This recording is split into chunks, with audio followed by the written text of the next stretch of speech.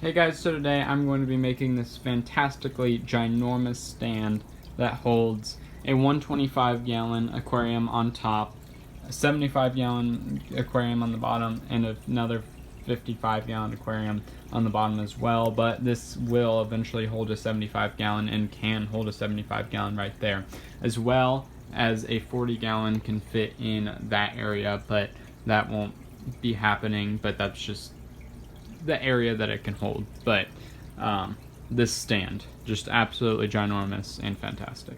I will also be setting up these 3 aquariums because eventually they'll get their own setup video. These are all temporary.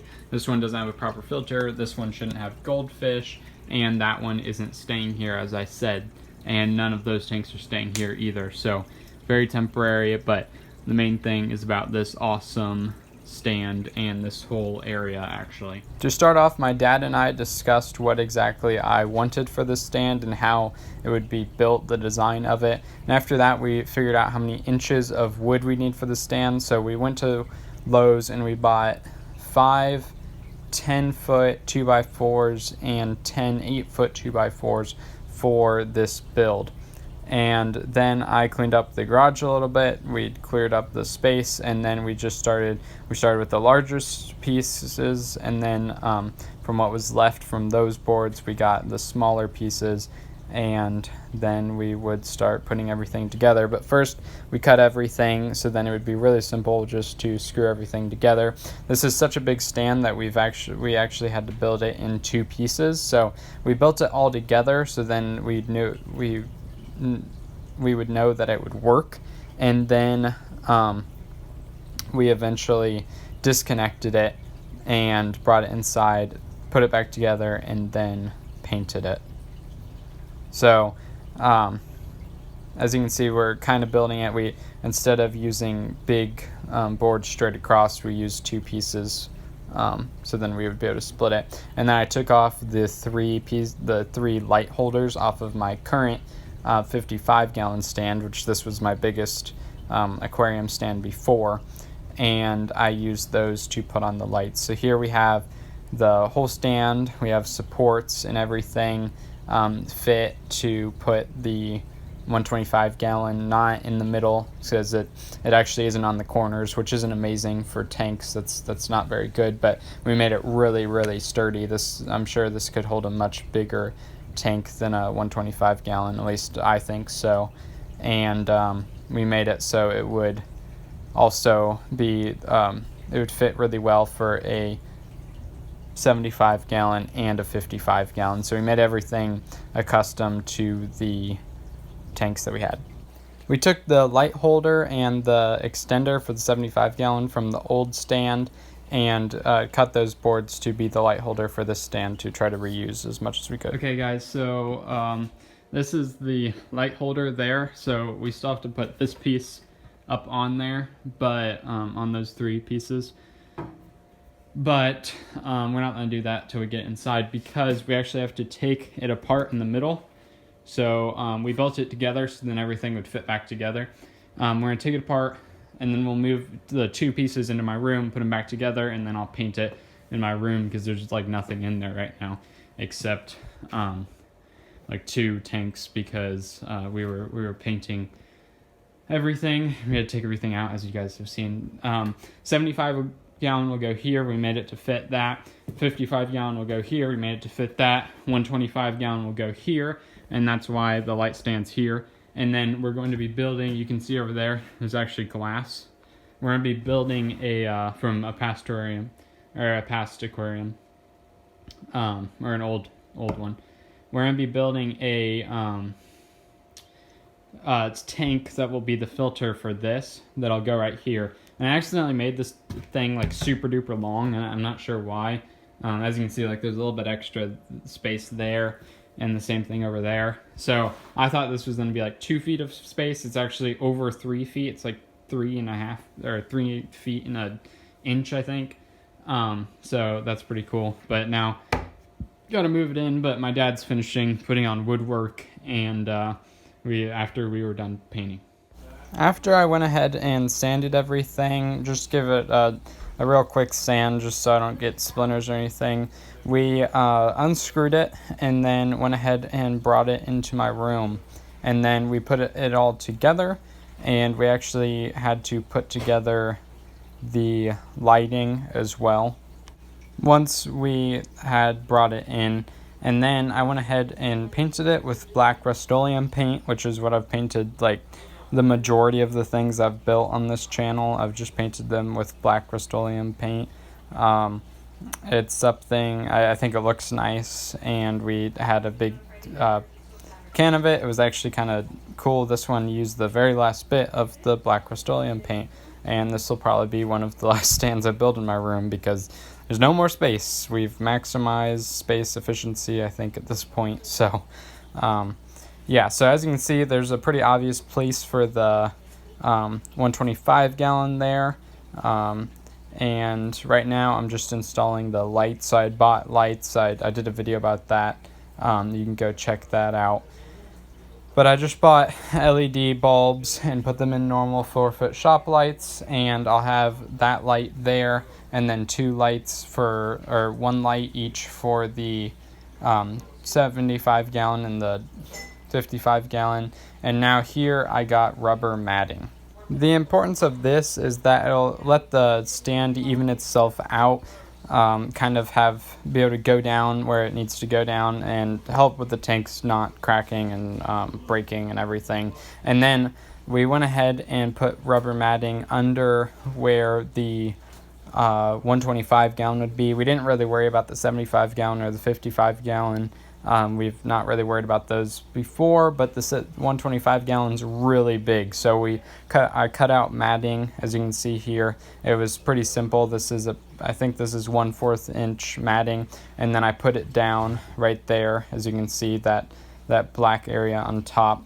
And then right there we just put the 75 gallon in, and I started setting that up, and then we brought in the 125 gallon, set it on top of the matting. It wasn't too hard. And it's just like rubber, like horse mat we got from Rural King. And then on the 75 gallon, I decided to take the 55 gallon filter, put it onto the 75 gallon, because it's actually, I think it's made for a 75 gallon actually, but the main thing is that it was already cycled and it had tons of plants. And then what I did is I took the filter that was in with Norman, the 20-plus-year-old red-eared slider, the 2 sponge filters, and I went ahead and put those in with my 55 gallon community fish. And I did that because I thought that those would be able to handle that size of tank and everything, and I was correct. It's been fine. So then in the 125 gallon, just started filling it up. I'll do a proper setup. This tank is going to be sick. Like, that's all I can say about this. It'll be so cool. Like, I'm thinking the best community fish tank like ever, with turtles and fish and cool rocks and just that huge piece of driftwood.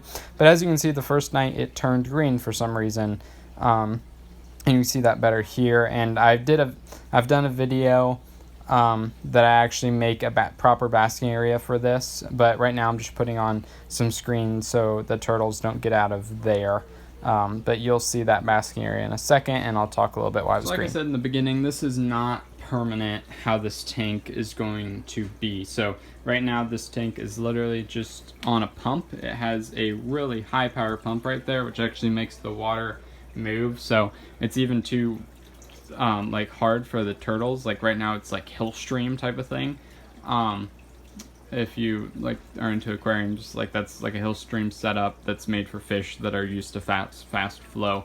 But that's not even the goal here. Actually, the plan is that I'll have a mix of a sump / hang on back filter, and I'm gonna call it that because it's just gonna be a separate tank right here, and it's going to, once it fills up, it'll actually just go into, it's gonna be a little bit taller than this tank. It's not going to be very wide, maybe like 13 inches. It's going to be a custom tank that we're going to make out of scrap material, and it will just flow right into here. So it'll have kind of the sump system, so stuff will go in here and then it'll go around and then it'll come through that stuff and then it will go back into the tank, and then there'll be like a bit of a waterfall type of thing there, and that will be connected to this really high powered pump, or maybe a less powerful one, because I might use that for a pond. We'll see. But that's why it turned green, is actually I didn't have the pump in there originally because I wasn't sure exactly. I had just gotten it and I wasn't sure exactly how it worked. So I didn't have any pump. I just had the 2 turtles and this piece of wood and the lights on it, and it turned green. And now it's still really dirty. There's just a lot of particles and some algae and stuff just from we've been feeding the turtles, but there's no filtration. There's no mechanical filtration to take the stuff out, and I haven't done any water changes on it because I haven't had time. So that's how you get this, but I think it looks all right for now. It's really dark there. Maybe I can work with that. Maybe I can figure something out for that, but that's just because of this big old basking area here that I absolutely love and I think works really well, especially with a turtle of this size. Like, she is huge, and Lewis also really likes basking. So we're just gonna have to deal with 1/3 of the tank being dark. It's about the turtles, right? So I think it'll turn out really cool anyway. And then, like I said, down here, the goldfish aren't even supposed to be in here. They're supposed to be in a pond, but we don't have a pond set up right now. We have the stuff to set up a pond, but we haven't gotten to it. But Norman is in here somewhere, actually. I promise. Where is he? He's back there. And this is his setup, I think.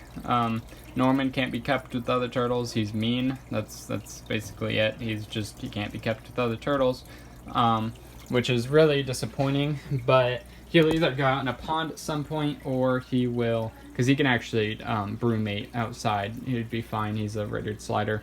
I don't think I'll do that though.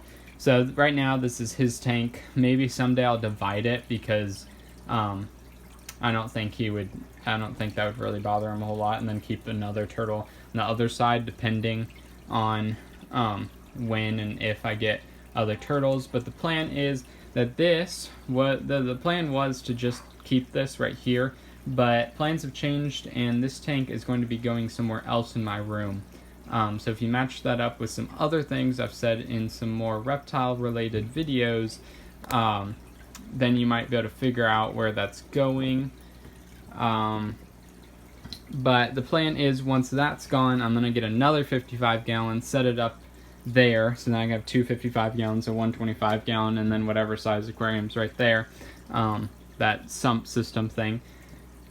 And then that will also be for turtles, so this will just be like the full turtle everything.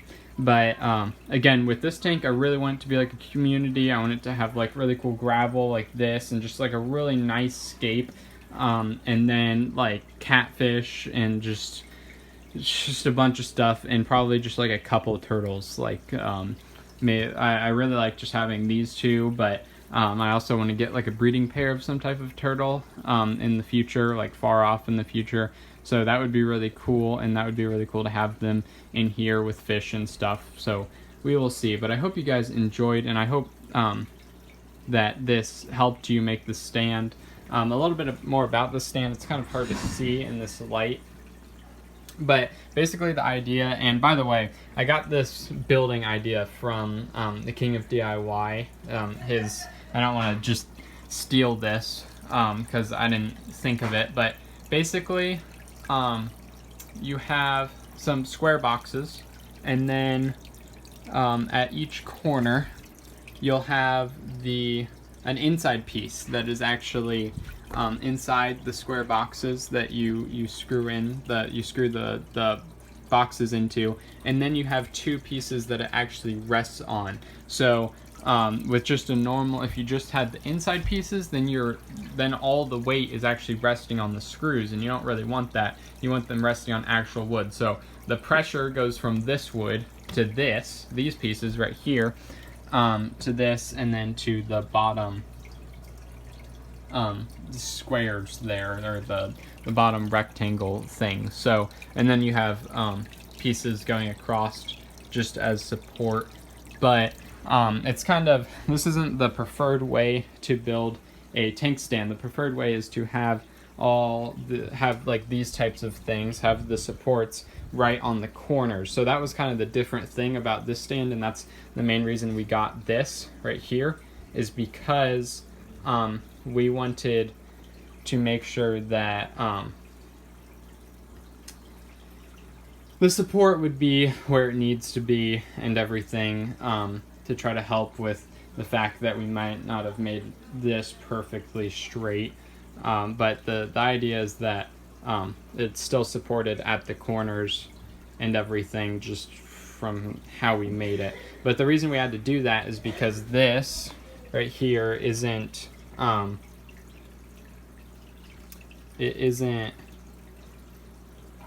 if we had put this here, then we wouldn't be able to have a 55 gallon to 75 gallon. So that's how we made this. The original plan was actually to have the 125 gallon on the bottom because it's a much bigger tank, so it makes sense to have the bottom. But then we'd have this right here, right?